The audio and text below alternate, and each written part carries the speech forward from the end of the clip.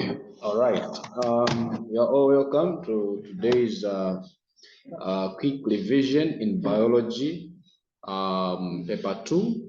We are having a revision so that as we go through, you'll get an insight on what is supposed to be written there.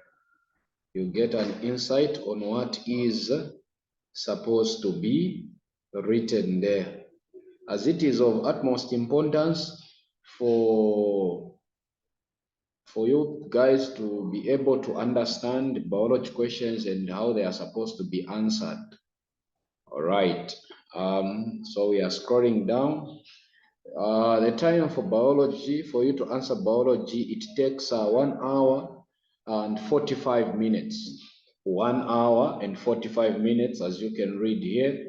The instructions to candidates are that you write your name, center number, and candidate number in the spaces at the top of the page of the answer booklet that you are using. There are 10 questions that you are given in the paper.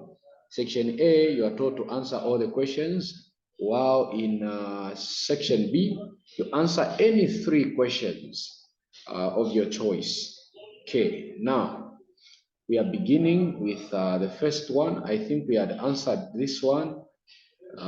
We had answered this question where it says figure 1.1 shows an animal cell as seen under a microscope. As seen under a microscope, and we are asked to say identify the parts labeled F and G there. Identify the parts labeled F and G. So according to our previous class that we had online, we looked at this question.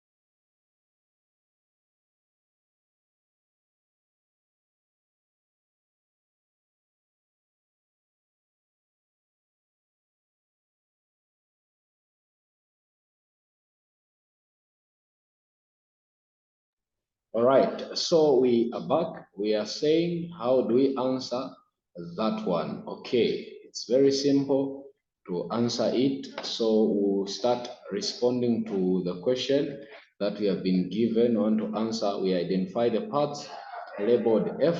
So the part labeled F in that case, we call it, that is called the rough endoplasmic reticulum. So rough endoplasmic reticulum or reticulum. So that is the name of part F. The name of part G there, part G, as you can look at it there, it's called the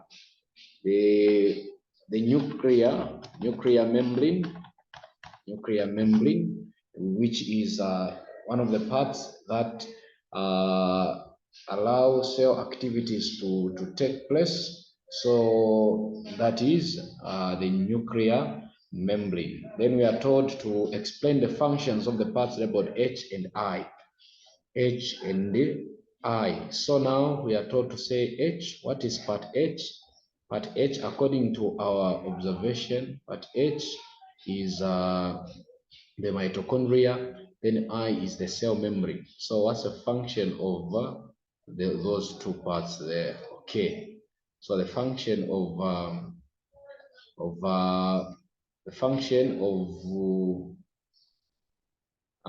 part H, as we said, the function is this is a site where respiration takes place. So this is a site where respiration takes place. Okay, takes place. So that is the function of I. Then the function of that was a function of H, so to say.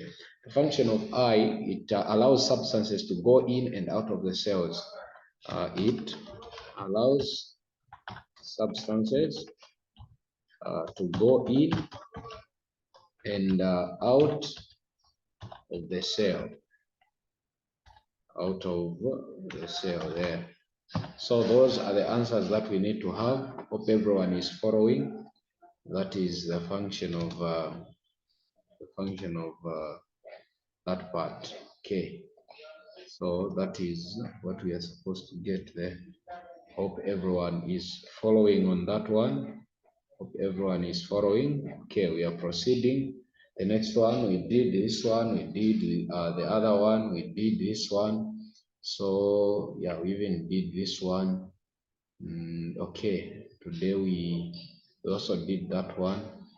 So today we are explaining on essays under this first one, under Gaussian exchange in green plants, under Gaussian exchange in green plants. So that is where our main focus for today is. That is where our main focus for today is. Now, so what we are saying is explain Gaussian exchange in plants, in green plants during daytime and during night time. So how do we explain that one? So during the day, Gaussian exchange in plants occurs in the spongy layer of the leaf. Why? Because photosynthesis is actively taking place and the plant leaf takes in carbon dioxide and releases energy. I'll repeat that again.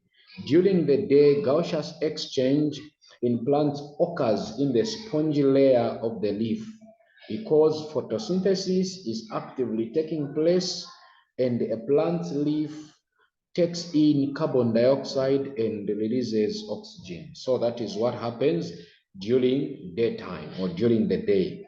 Now, at night, what happens at night? So at night, the plant leaf takes in oxygen and releases carbon dioxide.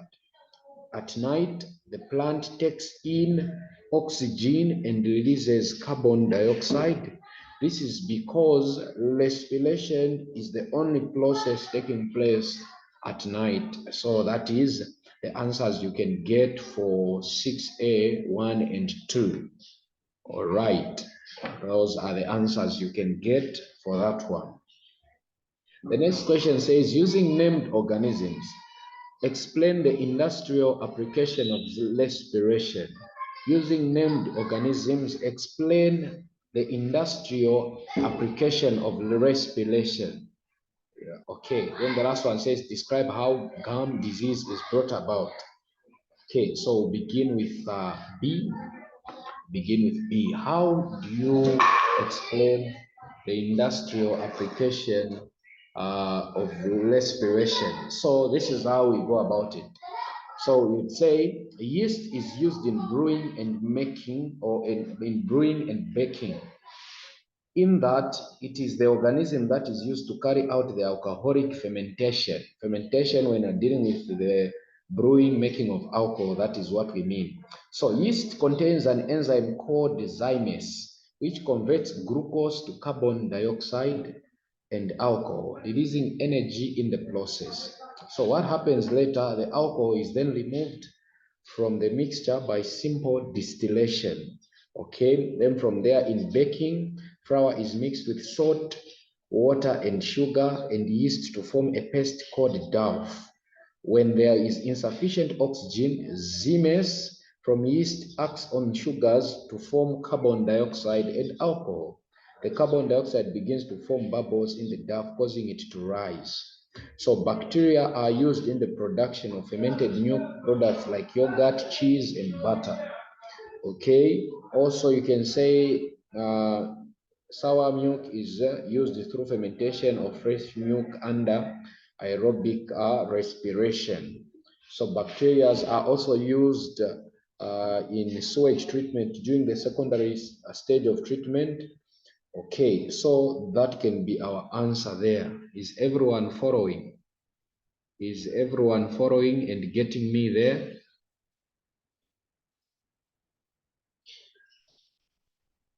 Is everyone following?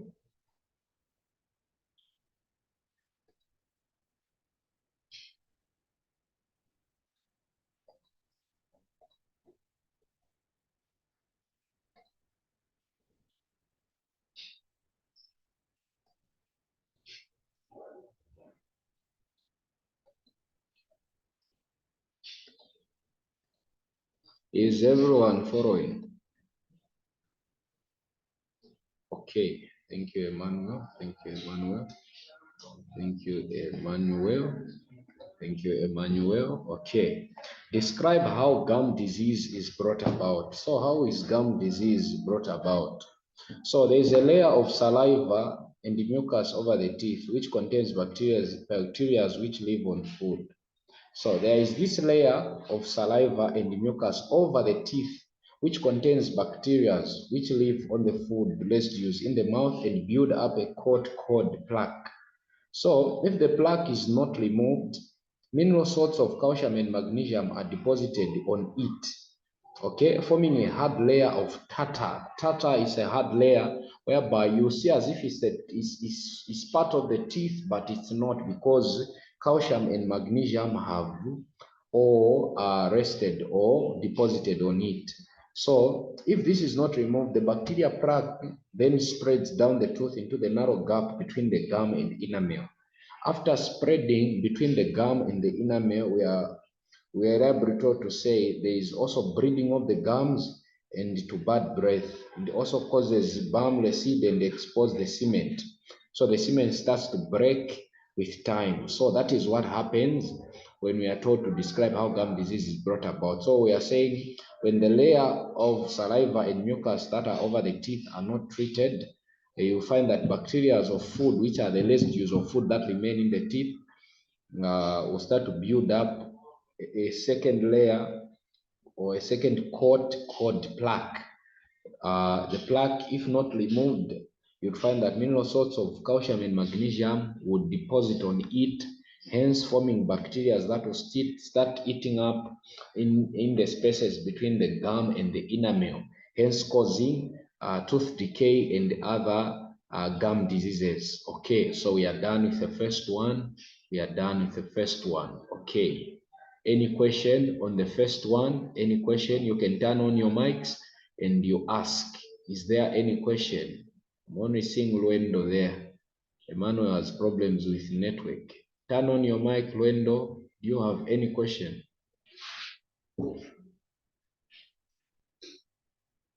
You can turn on your mics. I get if you have any question, you ask me, please.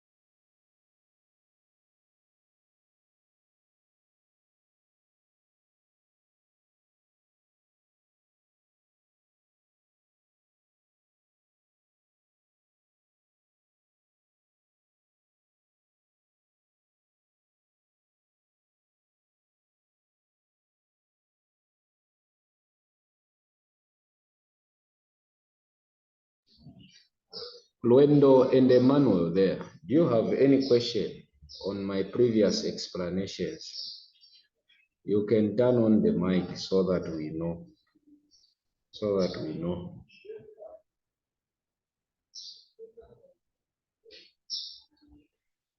Luendo. Nishi simupaziwa potaningira ma mics your pupils.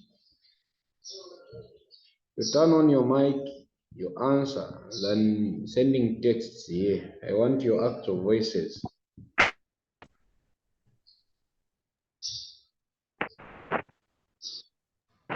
It's clear. It's clear.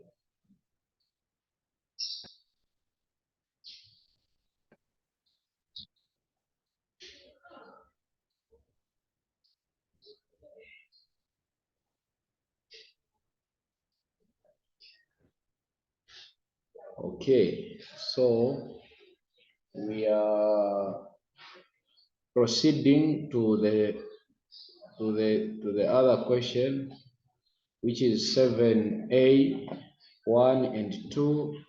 The question says, describe the structure and functions of the endocrine glands. Describe the structure and functions of the endocrine gland. All right, Emmanuel, I've gotten you there. Okay, we are together. I've confirmed. So want to describe what is the structure and functions of the endocrine glands. So now, how do you describe the structure of the endocrine glands? So now, this question number 7 will be your work. Separate work. I'll answer the others, but you answer this one. Okay, those who want to screenshot, you can screenshot. This will be your question. Okay, so we are probably going on to the next question, which is question 6, question 8, so to say. Question 8, which says, explain how HIV can be transmitted from one person to another. So explain how HIV can be transmitted from one person to another. So HIV can be transmitted from one person to another through sexual intercourse, in semen, or you can say in vaginal secretions. You put a comma, then you can say sharing needles during intravenous drug use or during the use of drugs in hospitals when carrying blood transfusion, or you can say during blood transfusion. The blood can also be affected when you get into contact with someone with HIV. Okay, then you can proceed and say the HIV virus can be transmitted from the blood of an infected female to fetus during pregnancy or delivery. Okay, then the HIV virus can also be transmitted through organ transplant from an infected donor, sharing toothbrushes, shaving blades, or nail cutters with infected person. So that is how HIV can be transmitted. We go to B, which says, explain the causes of stigma to people living with HIV and AIDS. So explain the causes of stigma to people living with HIV and AIDS. The other question says, describe ways of reducing stigma. The first answer I can give for Roman numeral B1 is that providing them with ARVs which help to slow down the advancement of the condition. The other thing is loving them and responding to their needs. You need to love those that have got HIV and also respond to what they need. The other thing, you can proceed and say, counseling them to stop the behavior that could worsen their conditions, to tell them to say, it happens. When you just proceed with medication, the disease can no longer be found in your body. Then the other thing, as you proceed, you can advise them not to discriminate them, to always bring them closer, avoiding branding them as walking corpses. telling them to say you are the walking dead. No, we need to stop blinding them. Then denying them education and healthy services. So we need to allow them also to go to school and to access all the different services. The other thing is that we need to help them to help them, like we can say, not to be hiding them from the general public. You know, some people hide those that are sick with HIV outside the environment. So it is important not to hide them away from the general public. Okay. As we are proceeding, we are saying those are some of the things that you are supposed to know about that. So there we have listed the causes and the different things you can use. So some causes of stigma, lack of information and awareness. You can talk about issues to do with many people. They think of HIV as a disease that only a certain group of people get due to their bad behavior and the other ways of life. So that is about this question, which is question number 8. This one. Okay, this one. I'll send notes in the WhatsApp group for my explanation so that you can follow up.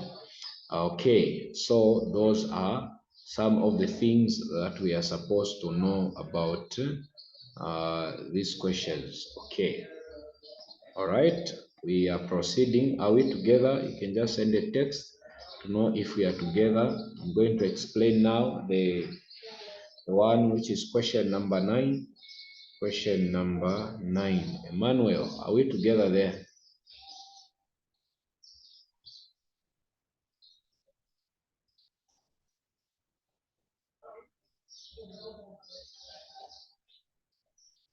Okay, so now we are proceeding with question 9.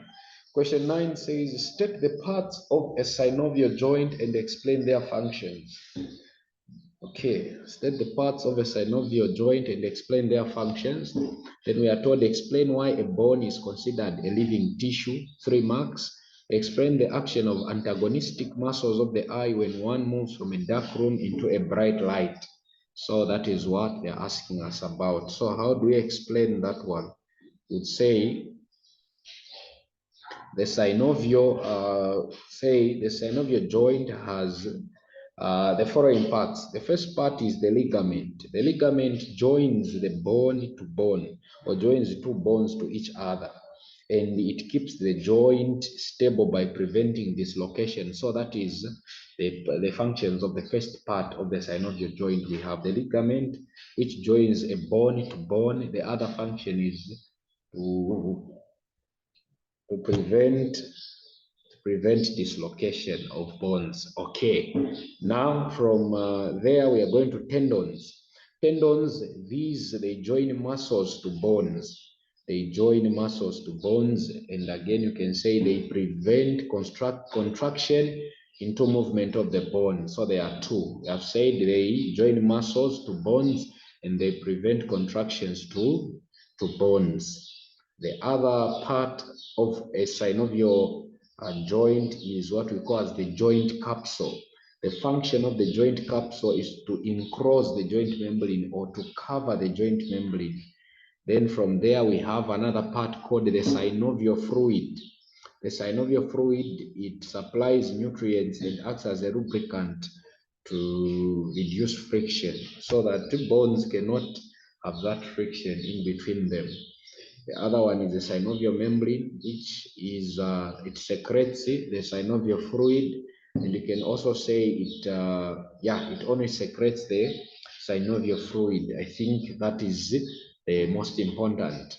Then we go to the cartilage. Cartilage, it reduces friction at ends of bones, absorbs mechanical shocks, and spreads forces. So the cartilage reduces friction at ends of bones and absorbs mechanical, and you can also say it spreads forces. So that is the answer for 9A. 9A. B says explain why a bone is considered a living tissue.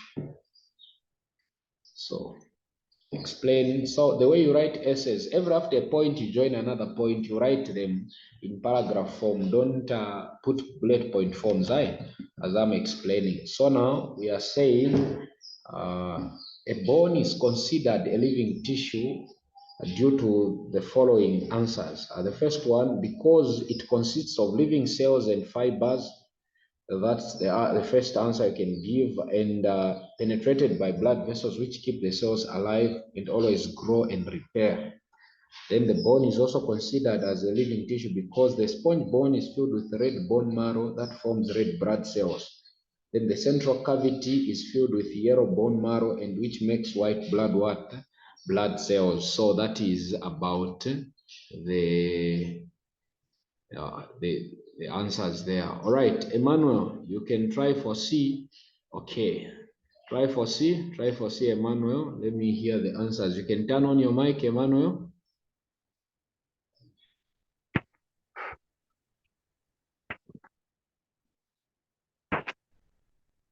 The pupa widens, causing muscles to relax, allow light to enter the eye.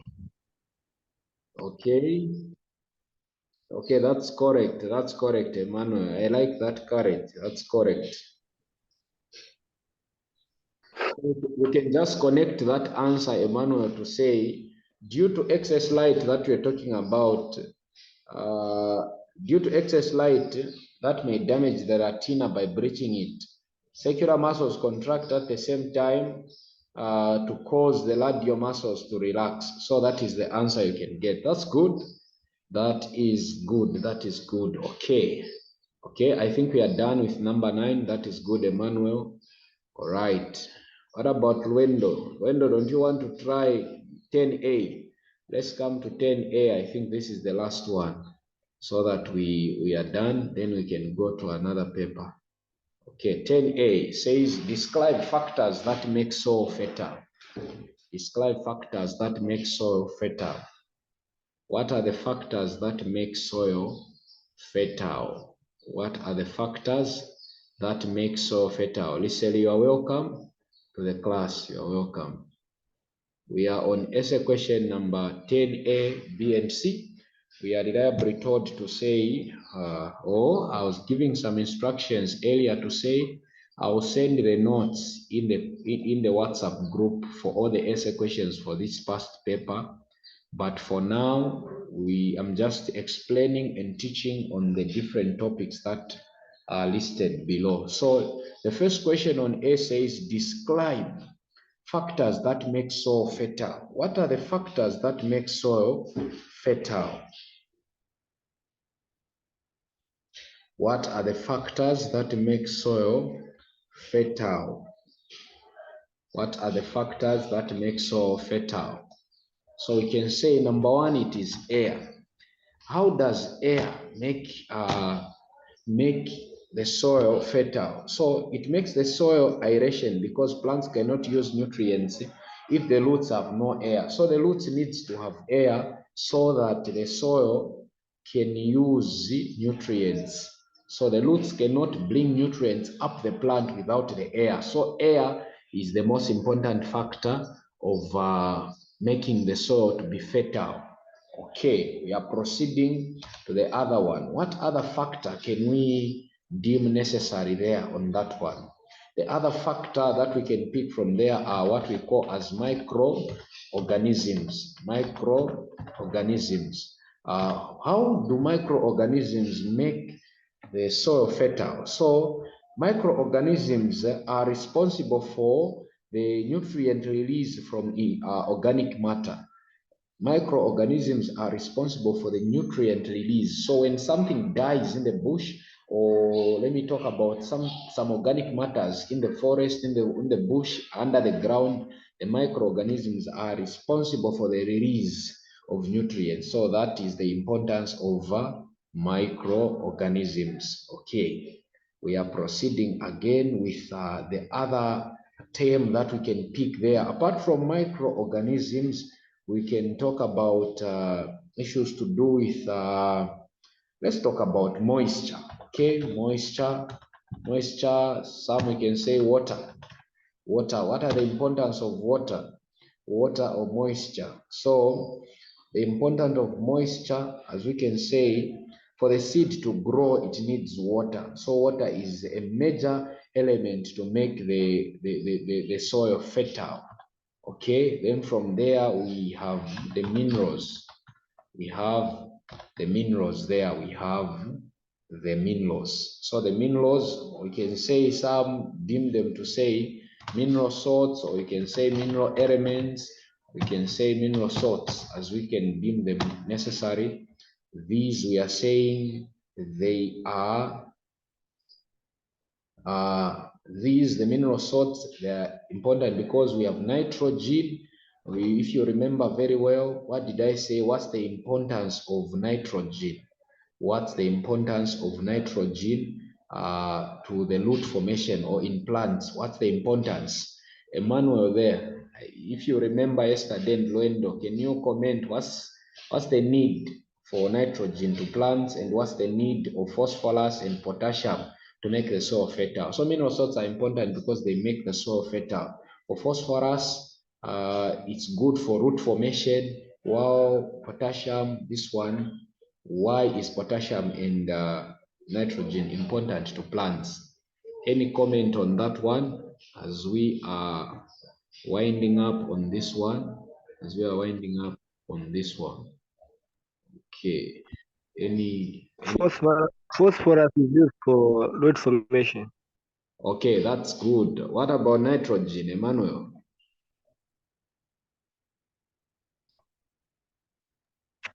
Synthesis proteins. Read the word. Are you reading or are you memorizing?